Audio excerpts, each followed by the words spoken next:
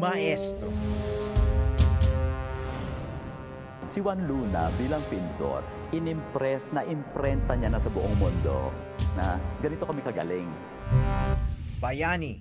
May paninindigan siya, may honor siya, may amor proprio. Ngunit mainitin daw ang ulo. Yung magkakapatid, meron silang, they have a bit of a temper. Okay? Nagalit si Juan at kinuha niya yung kanyang mga paintbrushes at, hinampas-hampas si Paz with all the paints.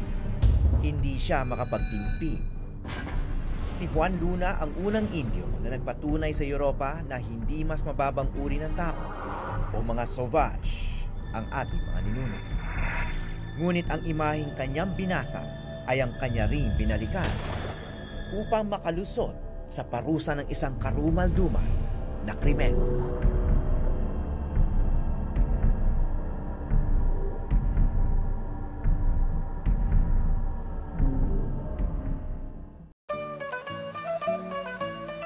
Paris. Lungsod na ngayon ng iba't ibang lahi.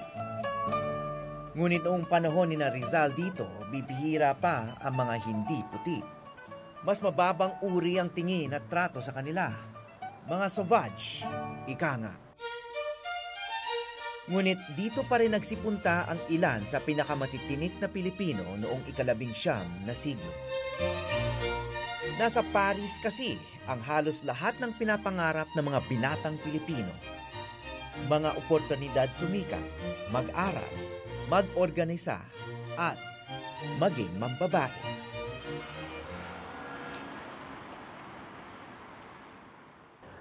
Yung Spain, kung saan siya nag-aral ng art, yung politika doon, yung kultura doon, may pagka-conservative pa eh.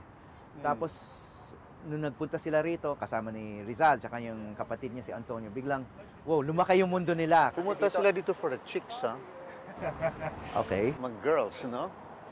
I mean, you can look... Is that a matter of historical record? I think so, yeah. Dalawang tanyag na Pilipinong artist ang nakasama ko sa Paris. Si Gaston Damag na halos 20 taon nang nakatira sa Paris. At si Manuel Ocampo na bumibisita sa kanya. Even now, you come here for the beautiful girls.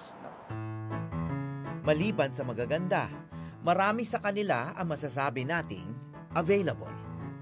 Noong panahon ng mga ilustrado rito, ang Paris ang itinuturing na sex capital of the world. Girls, when they come here, they become liberal, because of the atmosphere. They're more free. People don't care about you. You can do whatever you want. Land of opportunity. Accepted here as artists too.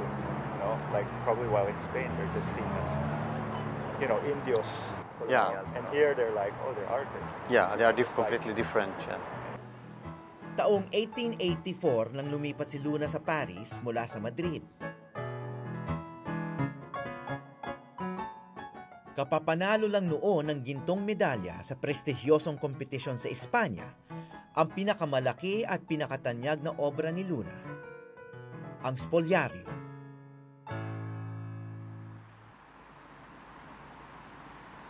Ang hindi alam ng marami ay muli niyang isinabak sa Paris ang Spoliario na isa pang premyadong kompetisyon. Itinanghal yun dito sa loob ng Grand Palais ng Société des Artistes Français at muling nagwagi si Luna.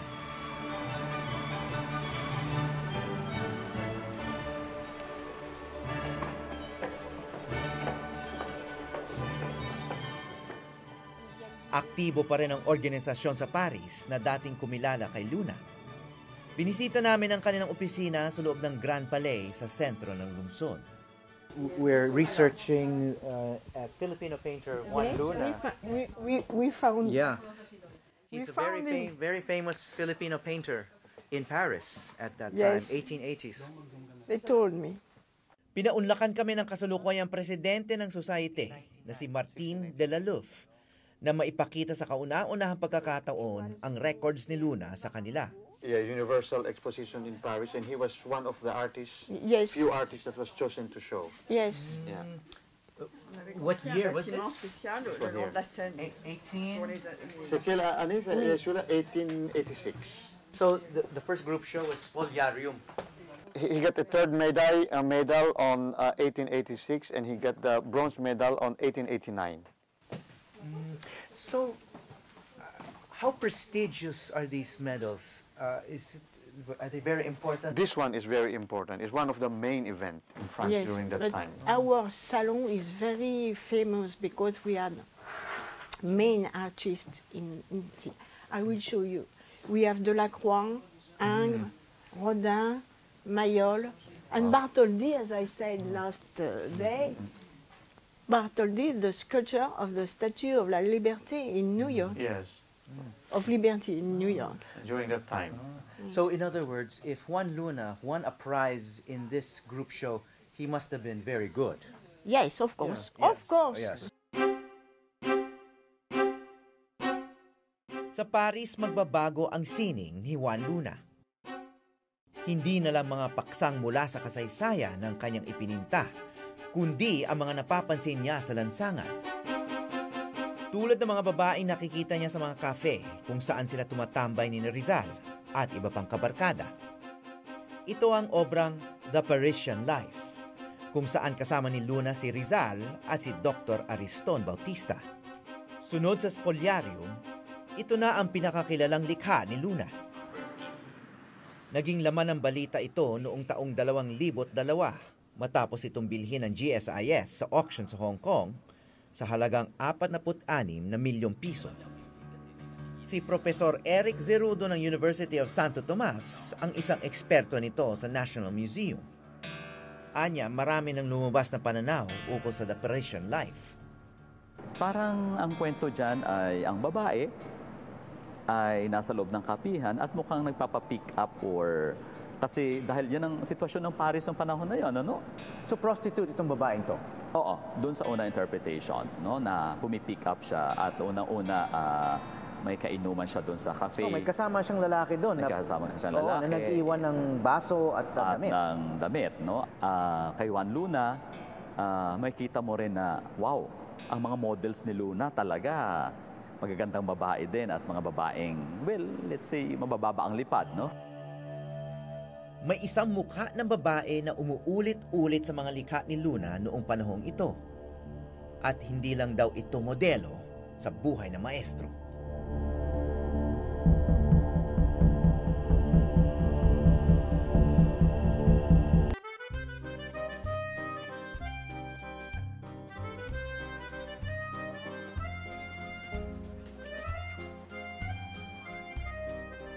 Noong panahon ni Juan Luna at Rizal at maging ngayon, sa mga cafe umiikot ang sosyalan ng mga Parisiano. Wala nga kaming nakita ritong kahit isang mall.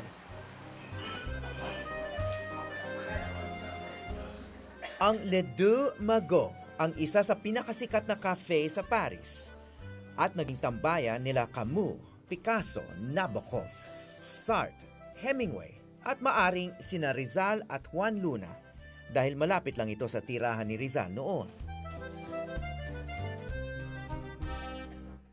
This is Viennese. Viennois, yeah. So, yung mga panahon na yun, ganito na rin yung iniinom nila, ganitong kasing kape or... Well, at that time, there was already this love for coffee. You know that... Ayon kay Maria Maganon, isang Pilipinang historiador sa Paris, malaking bahagi rin ng buhay ng mga ilustrado ang mga kafe.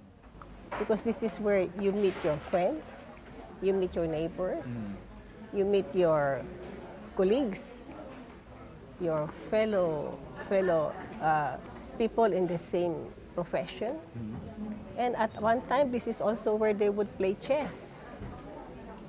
So they can just stay in a cafe, be undisturbed, and stay there for hours, just talking.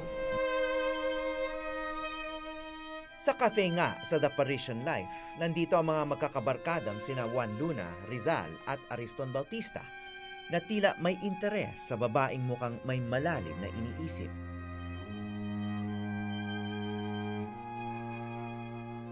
Binata pa si Rizal, ngunit si Luna ay ilang taon nang may asawa. At kapag wala nga sila sa mga cafe, nasa tahanan sila nila Luna at ang may bahay niyang si Paz Pardo de Tavera.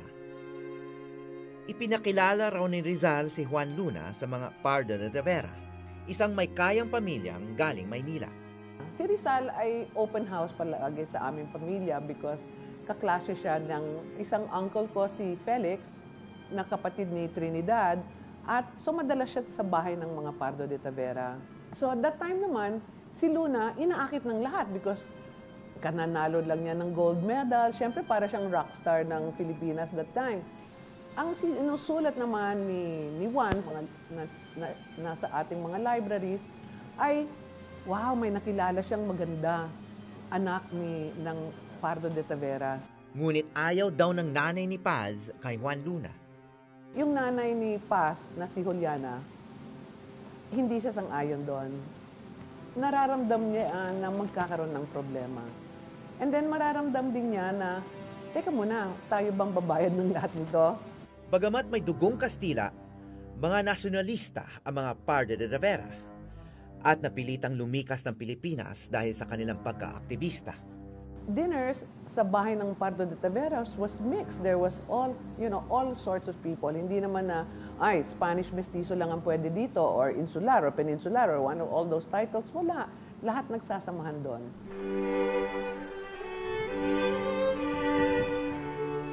Hindi basta nagde-demolish ng lumang bahay o gusali sa Paris. Kaya nagpasya kaming hanapin ang dating tahanan ni Juan Luna at mga Pardo de Tavera sa tulong ni Dennis Manaay, kababayan nating matagal na sa Paris, at ang French anthropologist na si Bernard Pott, na sinusuri ang kasaysayan ng mga Pilipino sa lungsod.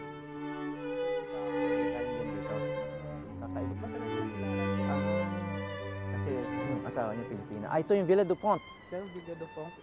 Nang marating namin ang kalye ng tahanan, naisip ko agad na dito rin naglakad ang ating mga bayani. At kahit ibang-iba ang lugar na to sa atin, hindi nalalayo sa kanilang isipan ang lupang sinilangan. Ngayon lang daw makakapasok ang Pilipinong media sa makasaysayang bahay. Maging mga Pilipino sa Paris, hindi pa raw nakakapasok dito. Enchanté, Bernard Pott. Si Pierre Fournier ang may-ari ng bahay ngayon.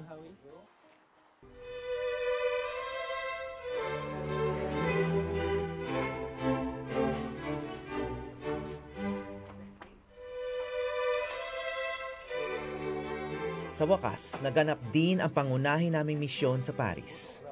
Ang matuklasan ang tahanan ni Juan Luna. Katibayan na nabuhay talaga ang mga bayani at hindi lang mga alamat.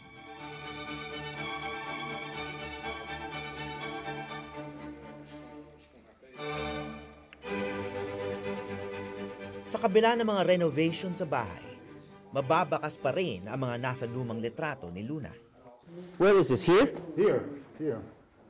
Here, in fact, you can see here. And the door was there. This set didn't exist at this time.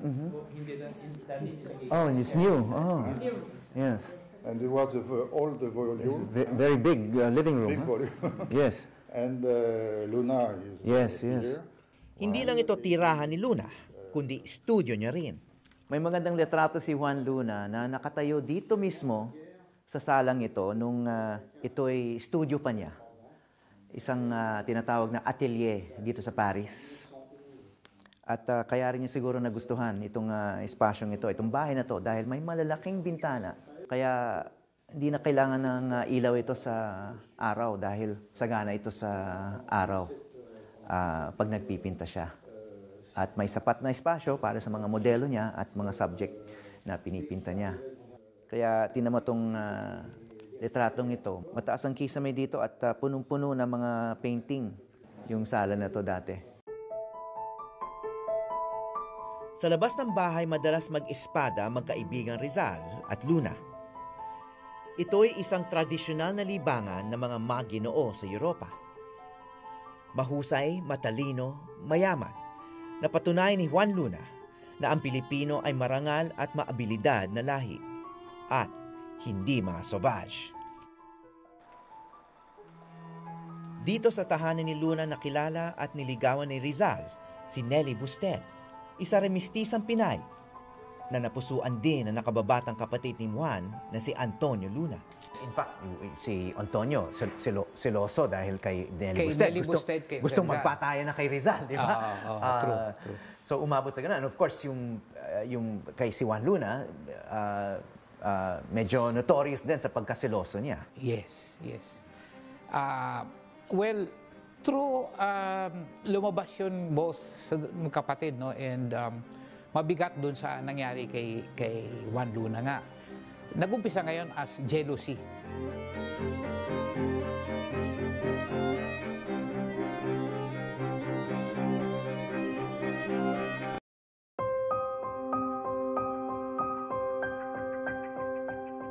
Hindi naging madali ang buhay ni Paz bilang asawa ni Juan Luna. Gusto na maghiwalay.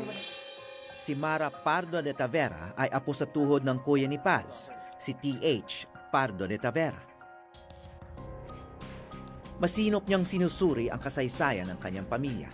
Sino ba nag-initiate ng divorce proceedings? Ang nagpipilit na hiwalayin sila was the mother, who was witness to all the awful things na nangyayari sa anak niya, sa bahay niya.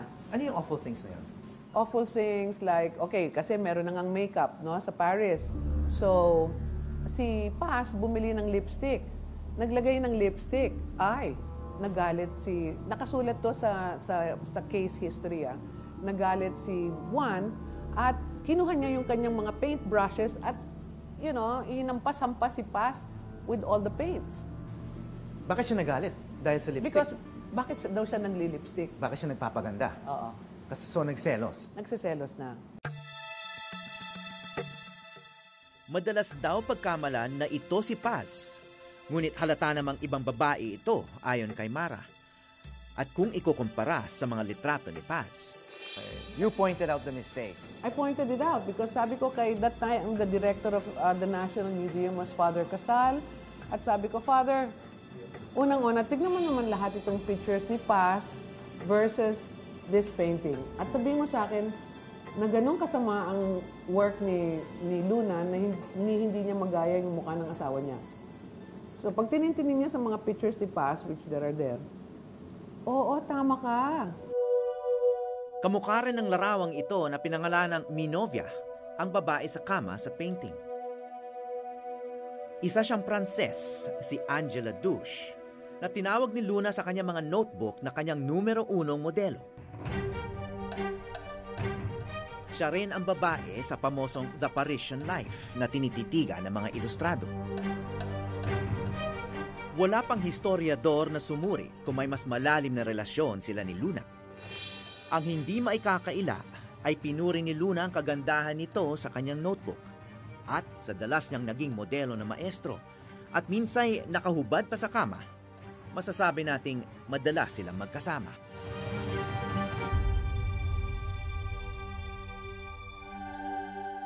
May ibang babae man siya o wala, tumagal ang pagsasama ni Juan Luna at ni Paz. Nagkaroon sila ng 2 anak, ang panganay na si Andres at ang bunso, si Maria.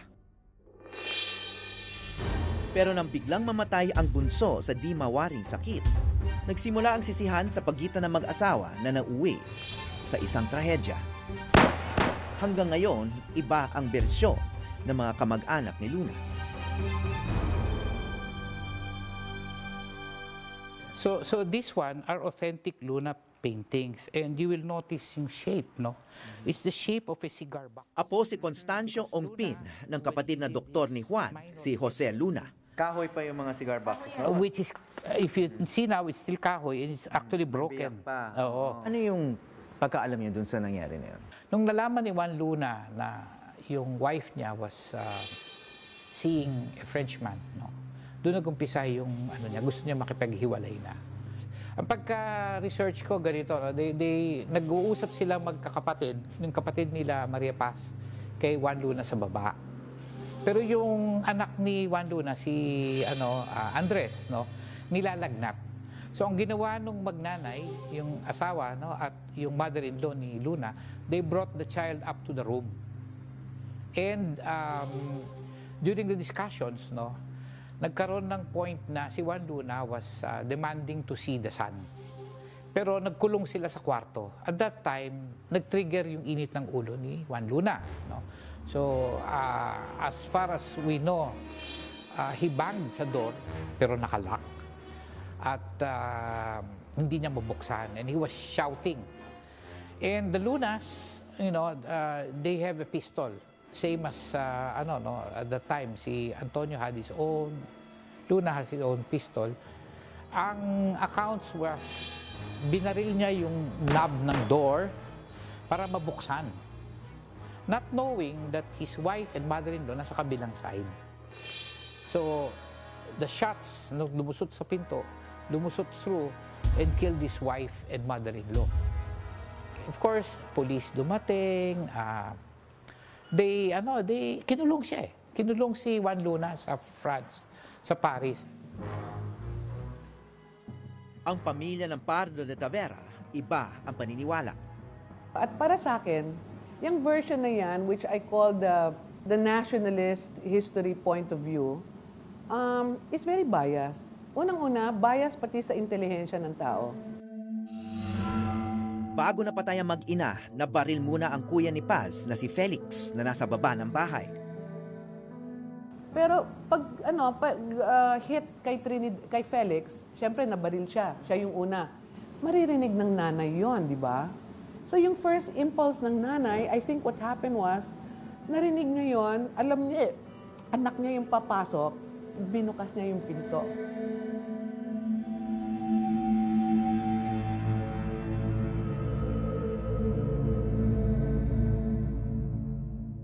Pagbukas niya ng pinto, kinuha na ni Juan si Juliana, binaril sa harap sa fireplace ng room. Tapos nandun pa sa window si Paz, nagsisigaw naghihingi ng tulong, at kinuha niya si Paz, dragged her, and all of that witnessed by the son.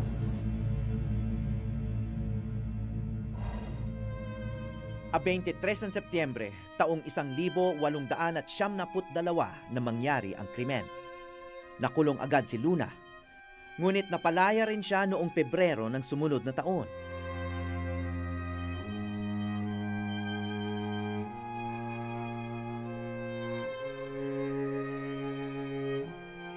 Wala pa siyang 6 na buwang nakapiit pagkatapos niyang patayin ng kanyang asawa at biyenan.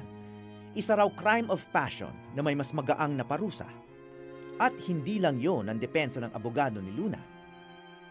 Masinop na sinubaybayan ng mga dyaryong Pranses ang kaso ni Luna sa korte. Iba't iba man ang kwento na naganap sa Villa Dupont. Tiyak na namatay si Paz at Juliana Pardo de Tavera sa kamay ni Juan Luna.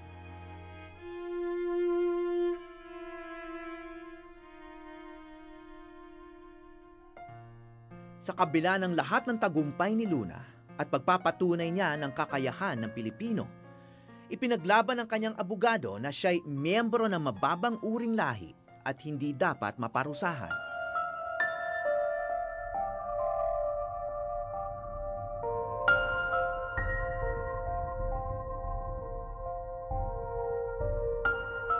Sumang-ayon naman ang huwes.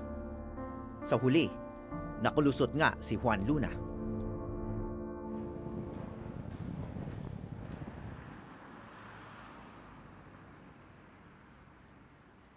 Bago kami umalis ng Paris, may huli kaming hinanap sa pinakakilalang sementeryo sa lungsod. Marami ritong inilibing ng mga pamosong personalidad katulad ni Chopin, yung composer.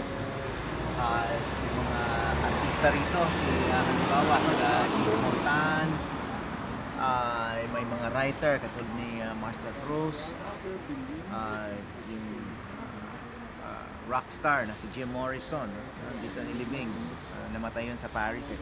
Pero yung hindi nakalista rito, yung mga Pilipino na kilala sa ating kasaysayan.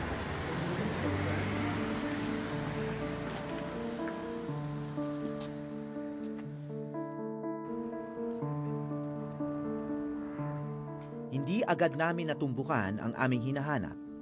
At habang dumidilim, nagdududa na kami na nandito talaga sila.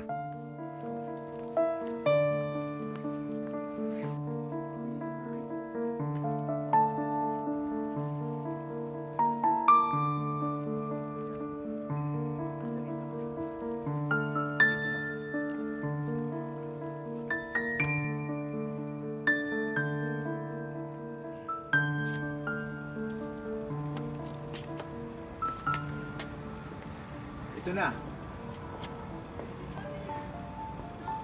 Paro de Tavera, Guericho. Yun yung apelyido ng nanay ni Paz. Si Juliana Guericho, Paro de Tavera. Ito yung family seal ng mga Paro de Tavera. At dito sila nakalibing. Ito ang huling hantungan ng asawa ni Juan Luna na si Paz at ng kanyang ina, si Juliana. Napansin naming agad na ang kanilang pwesto lang ang may makukulay na dekorasyon. Mga permanenteng bulaklak para sa hindi na dinadalaw ng mga kamag-anak. Nakalimutan na sila ng kasaysayan, habang ang salarin ay lalo pang pinupugay, mahigit 100 taon nang nakaraan. I would say bayani siya. Ayun, sabihin ganun. Ipinatay naman niya yung asawa niya. Iba na yun. Personal buhay niya yun. Sa modernong panahon, may isang paulit-ulit na batiko sa ating kultura. Yung itinuturing sa wikang Ingles na impunity. Yung hindi napaparusahang krimen. Yung pagpapalusot. Hindi nga napanagot ang ating bayani. Sinong nagbabayad ngayon? Mula sa Paris, France, ako po si Howie Severino at ito ang Eyewitness.